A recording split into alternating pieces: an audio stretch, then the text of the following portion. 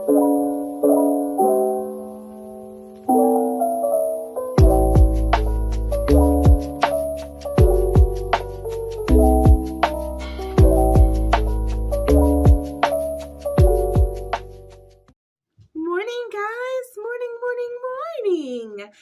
are you guys today? I hope you're doing really, really well. I am so excited to be here this morning because I'm doing a video that I've been wanting to do for a while, and I think I've done something kind of similar before, but never like this exact video. I've been seeing it all over TikTok. Now, I am not a TikToker. You guys know that. Like, I have not taken the time to learn how to use the app and all of the other things, but I think for this one, I'm going to try to figure it out. So give me like a few days after this goes up on YouTube, or maybe even the same day. And I'm going to try and figure out how to get it into a better TikTok formula. Okay, I'm going to try. Props for me for trying. But this is my 5 overrated, 5 underrated, and 5 books that deserve the hype video. Like I said, I think I've done something maybe like a year or two ago that was similar, but this has been super popular right now, so I'm going to try and jump on this train and do these books. So 15 books total. And I have a little list here. I'm going to try and hold it up here so that I'm not like constantly looking down, you know what I'm saying? You know what I'm saying. But, okay, we're going to get the cringy ones, the ones that are possibly going to lose me a follower or two done first, which is the 5 books that I think are overhyped, right? If you have been watching this channel for any amount of time, some of these books, maybe even most of these books, they're not going to be a surprise to you. They're not, because you know how I feel about some of these books. But we're starting really strong with the 5 overhyped books. And book number 1, that was so hyped up. There was a point where I could not scroll my TikTok and not see something about it. It was on my FYP. It was on my Facebook. It was commercials.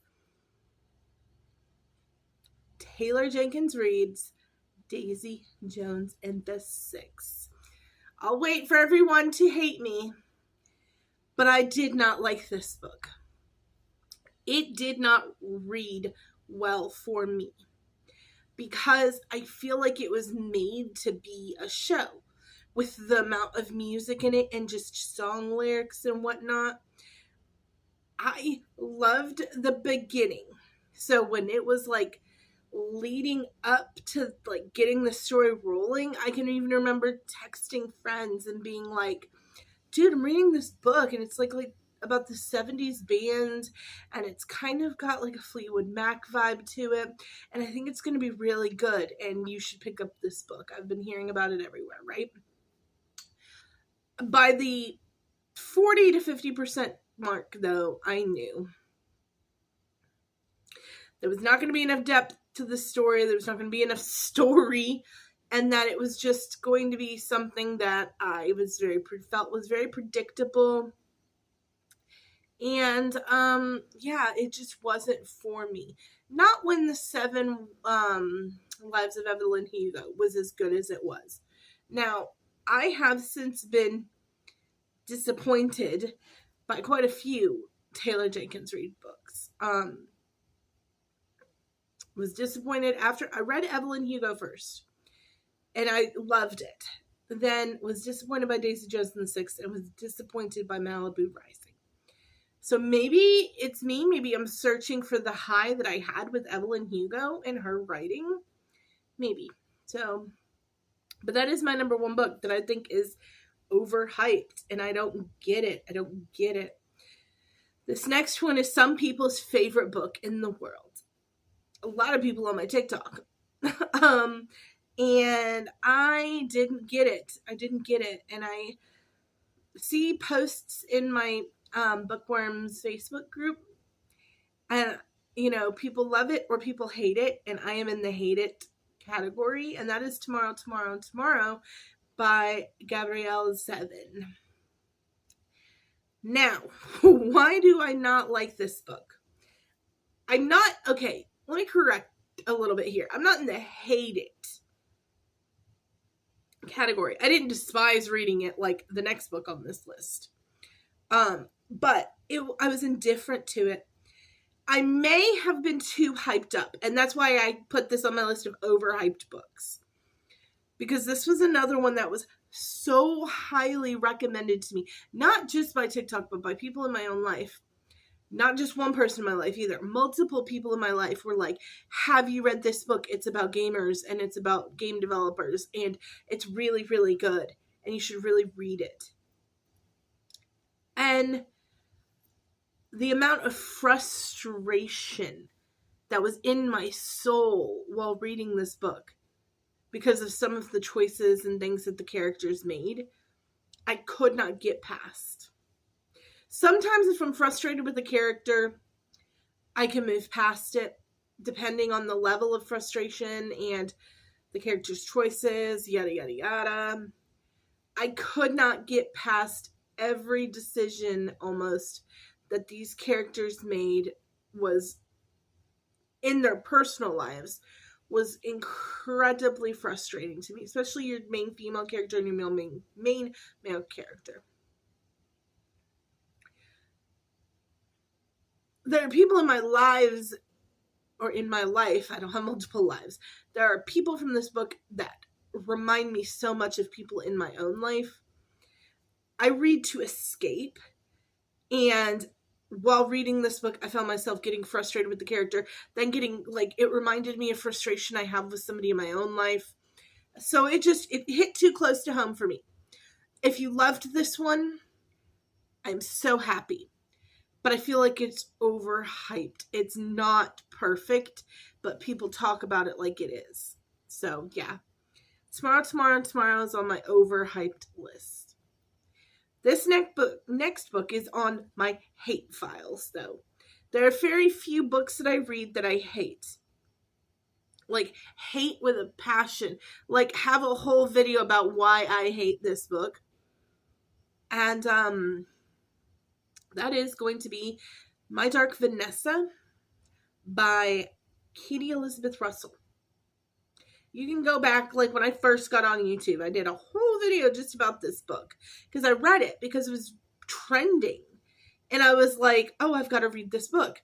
And I was like, ooh, it's sensitive subject matter. I don't have any trigger warnings with this particular subject matter, which is teacher-student relationship, right?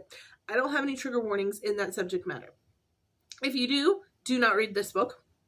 So I thought I was pretty safe reading this book. But this is another one that frustrated the ever-loving crap out of me. Vanessa is a dislikable main character.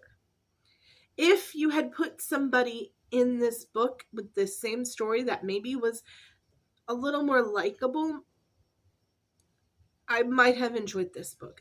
There's so many things that I want to say about this book, but I probably can't say any of them because of the subject matter and the fact that I never want somebody who has been in this situation to ever feel any kind of way other than, strong and, like they have overcome the situation and whatever I can do to help them, I want to.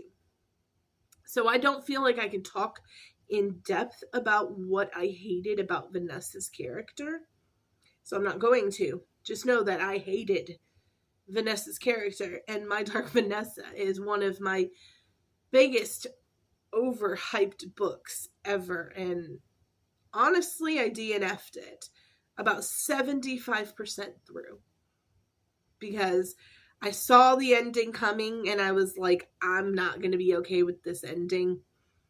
Why am I still reading it? The way that she continues into her adult life to try to justify and just has thrown so much of her life away. I can't get into it. It was just a frustrating read. It's on my overhyped list. This is already like 10 minutes long and I've done 4 books. Oh, crap. The Inheritance Games. Didn't like it. The Inheritance Games by Jennifer Lynn Barnes. Didn't love it. I was so excited to read this series. I don't know how there's 2 more books, because everything could have been wrapped up in one book. It was so, that ending was so anticlimactic. I couldn't stand it. I was ready for some epic award-winning like prize, something cool. It was a letdown. Didn't like the Inheritance Games. And the last one is another one that gets me a lot of hate. Because it is a brilliant piece of work, it just was not for me. And that was N.K. Jemisin's 5th season. I know. This is overhyped. This is not saying I don't think that the book is well written. 5th season, I think, is a well-written novel. It was not for me. I found it incredibly, incredibly boring. But I digress. I don't judge anybody who likes this type of writing and who likes this story. Maybe I needed to finish the series for it to be good. I've heard that before. I shouldn't have to read multiple books in your series to be hooked. I should be able to be hooked by the first book, in my opinion. Once again, these are just my opinions. I apologize if you disagree with them. But I think for the amount of hype that 5th season gets, the amount of times I see it pop up on my FYP as people's favorite books in the world, or as books that people are recommending fantasy readers, I think it's overhyped. Don't think it's a bad book. I think it's overhyped. That was my 5 overhyped books. We're going to do really quickly the 5 books that deserve the hype, because that's pretty self-explanatory. There are 5 books that I've read that are very hyped up, and I think they enjoy, or they deserve, every single tidbit of the hype that they get. Stormlight Saga as a series by Brandon Sanderson. Naturally, it's going to be the number 1. It's hyped, but it's hyped for a reason. It's some of the best character development and relationship building that I've seen in a very long time in a novel series. I love this series. I have read other Sanderson work. Some of it I love. Some of it I love everything that he does, but some of it is not my favorite, okay? But the Stormlight is phenomenal. Deserves every ounce of the hype that it gets. 2, Outlander. Because of the Starz show, it's hyped up. You can see it everywhere when it comes to book talk, right? And it used to not be like that. I used to, 10 years ago, would have put, maybe more than 10 years ago, I don't know, pre-Starz show, I would have put Outlander on my underhyped list, because it was one of my favorite books when I read it in 2004 or 5, and nobody was talking about it, guys. Nobody was talking about it. But because of the Starz TV show and the performances by Sam Heughan and Catriona Balfe, this has become a phenomenon, and it deserves every minuscule little amount of the hype, in my opinion. It's a brilliant piece of work by Diana Gabaldon. Number 3, and this one gets me a lot of hate, I'm not gonna lie to you. Number 3 book that I think deserves every ounce of the hype, and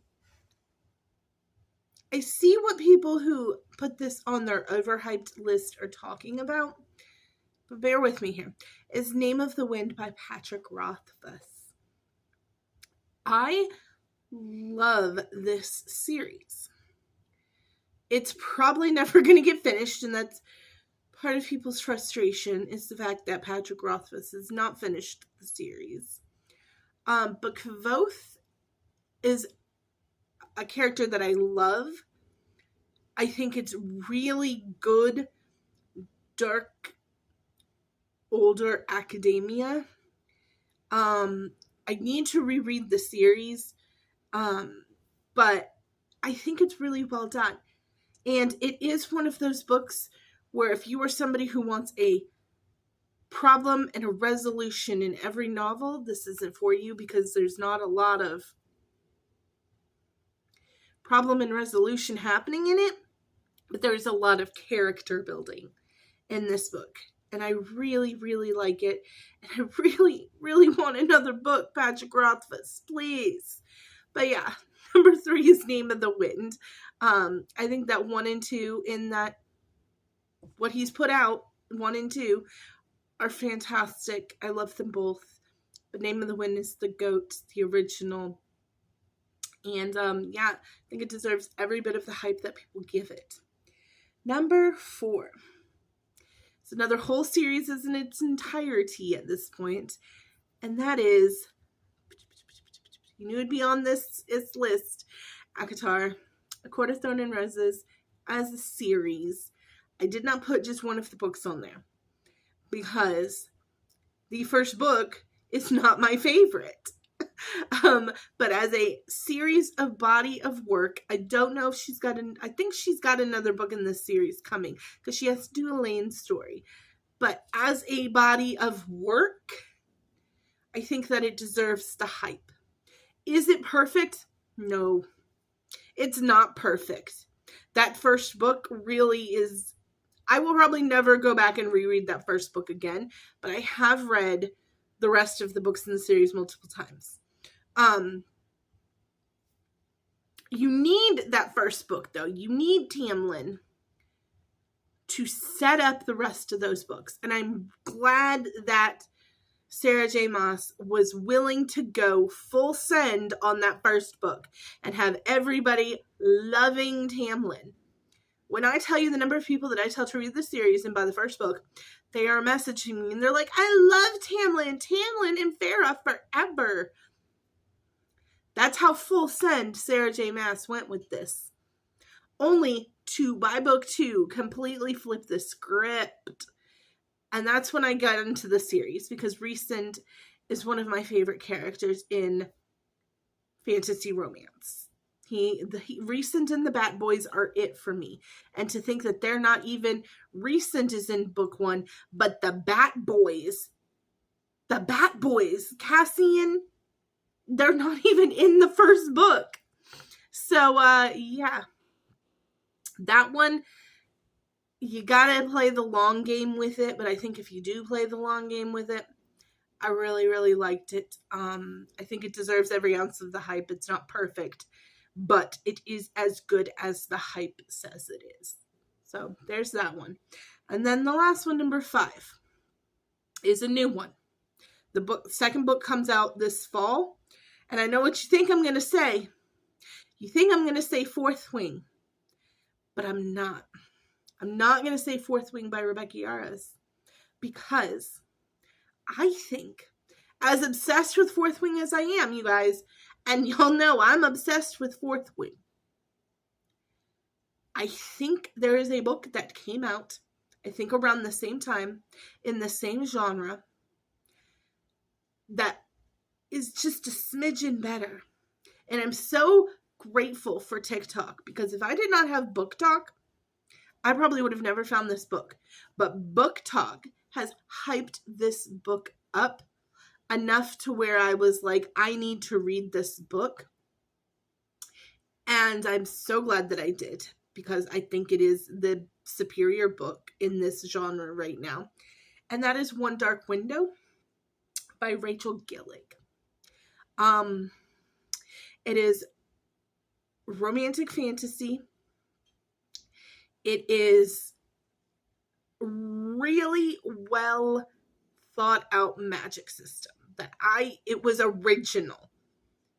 The magic system with the Providence cards is what she calls them, but they are like tarot cards, is really well thought out and really, really good. And I think it's just a smidgen superior to Fourth Wing. So I think it definitely deserves all of the hype that it is getting on Book Talk right now. One Dark Window. If you are a fantasy romance reader, if you've read Fourth Wing and love Fourth Wing, read One Dark Window. You will not be disappointed. So I was supposed to speed round those. I didn't really speed round them. But we're going to close this one out with my 5 underhyped books. Okay? These are 5 books that I think do not get the hype that they deserve, and you should probably really run out and read them because I think they are incredible, incredible pieces of work. Starting with a Brandon Sanderson that does not get talked about nearly as much as it needs to be. Okay, I am always hearing about Stormlight Saga. That's why it was on my hyped videos that deserve the hype. I hear a lot about Mistborn. I, hear a good bit about Trust in the Emerald Sea, which is going to be my 100th read this year. You'll probably be getting a review of that soon if you haven't already gotten it. But the one that I love, that I never hear about, and deserves more freaking hype, is Warbreaker. Warbreaker by Brandon Sanderson is one of my favorite books. I always say I have a top 5 favorite books because I cannot pick one. I read too many and I love too many, right? We will do a whole video on what my top 5 favorite books are currently. But Warbreaker is on that list. It is so good, and you never hear about it. So go pick up a copy of Warbreaker, especially this fall or winter. Cuddle up in front of a fire with a blankie, pour you a cup of tea, and just enjoy this incredible dive into this fantasy realm that I really, really, really enjoyed. So that's why it's my number 1 most underhyped book, Warbreaker. Number 2 is a controversial one. And I say this because if you look on Reddit or if you Google, a lot of people have issues with the fact that this story is a little similar to a few other stories. But when I read this book, I was just towing my feet into science fiction. And oh my gosh, it was so good. So you guys know I love Ready Player One. Well, everybody knows about Ready Player One by Ernest Cline. It's talked about a lot. There was a whole movie. Everybody knows about Ready Player One. Ernest Cline has another book called Armada that I fucking love this book.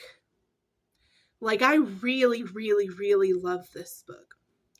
It is everything that I want in a...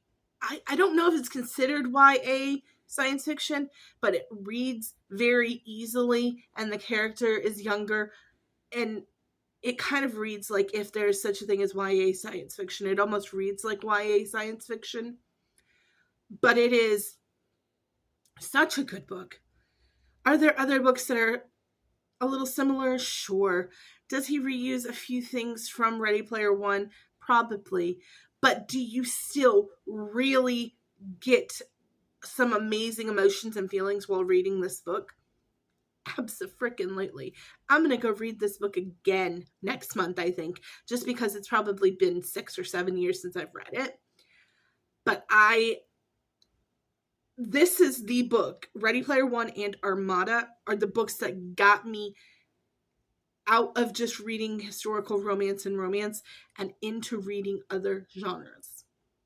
Because my boyfriend at the time recommended them as 2 of his favorite books. And I was like, science fiction. I like Lord of the Rings and I like more fantasy stuff.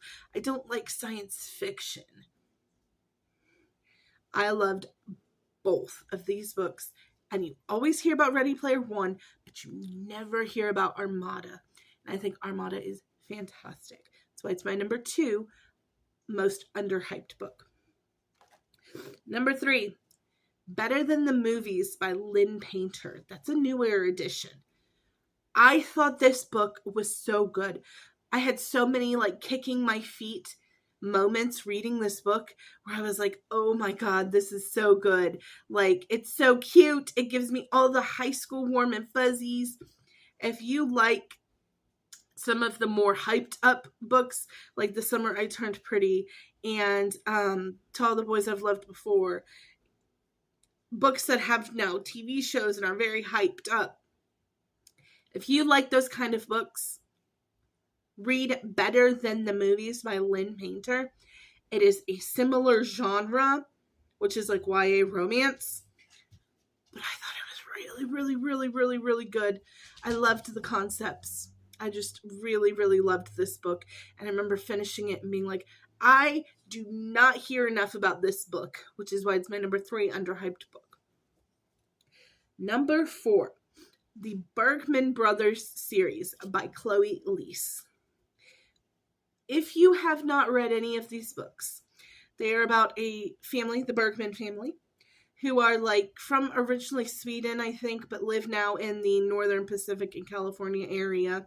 They're kind of spread out now because they're adults. Chloe Leese writes about things like chronic illnesses really, really, really well. One of her characters is deaf. One of her characters is autistic. One of her characters is on the spectrum. One of her characters has like IBS. Chloe Leese does romances for people who aren't perfect, who are sick of the blonde bombshell and the muscular fisherman. Like, she writes romances for real people. And I hear all about Ali Hazelwood's books, which I do love. They got a lot of hype. I hear all about Emily Henry's books. They've got a lot of hype and they deserve them. I love most of hers. Tessa Bailey I hear about and I like most of hers. But I never hear about this Chloe Leese series and I think it's so, so good. I believe the first one is called Always Only You. But just look up Chloe Leese Bergman Brothers. There's 9 of them. If I'm not mistaken, I've read the first 5. So good. So wonderful. There is one that is LGBT. I think there's 2 at least that are LGBTQ. Cannot recommend this series enough. If you are LGBTQ, if you have a chronic illness, if you're just not perfect, you will also love this series. Okay. My number 5, and we're rounding this one up with one of my longest videos ever, is Frida McFadden. Anything that she writes as an author. All of her books are on Kindle Unlimited, which is great because they are free to read if you have a Kindle Unlimited membership. Wow, why could I not think of the word membership, guys? So if you have a Kindle Unlimited membership, all of Frida McFadden's work is free. And she writes page-turning, quick thrillers. She's got like 22 of them out there. I have read every single one. The next one, The Coworker, comes out on the 29th of August. I'm pre-recording this on like the 27th. So as soon as it comes out, I will be binge reading it like in one night. Because her books are so good. They are short, quick, to the point thrillers that pull you in. And I literally stumbled upon one of her books on Kindle Unlimited when I was looking for a good like thriller to read. And it was so good. I binge read everything that she has. So if you like thrillers and you've not read a Frida McFadden, go quickly and download her entire library to your Kindle Unlimited because you will be up all night not able to put this book down trying to figure out what's going on. And while some of them I see the ending coming, a lot of them surprise the shit out of me. Like, a lot of them do. So take that for what it is. I think she's incredibly underhyped. I'd never hear about Frida McFadden on Book Talk, ever. And I think that she's got some really great thrillers out there. Are they going to be New York Times bestsellers? Probably not. They're quick little reads, but every single one of them I have enjoyed reading. So she deserves more hype for that. I did see one of hers actually in print at Sam's Club recently, and I had never even seen one of her books in print in the wild before. So it feels like she's starting to get on a little bit of a hype train. I'm thrilled to see it. But yeah, I never hear about her on Book Talk. Go read a Frida McFadden thriller. That's it. 15 books, my opinions on them, 5 overhyped, 5 underhyped, and 5 who deserve every ounce of the hype. This has been a long video. I hope you stuck it out with me. Thanks if you did. I will see you guys on Saturday, and you just enjoy your week. Later.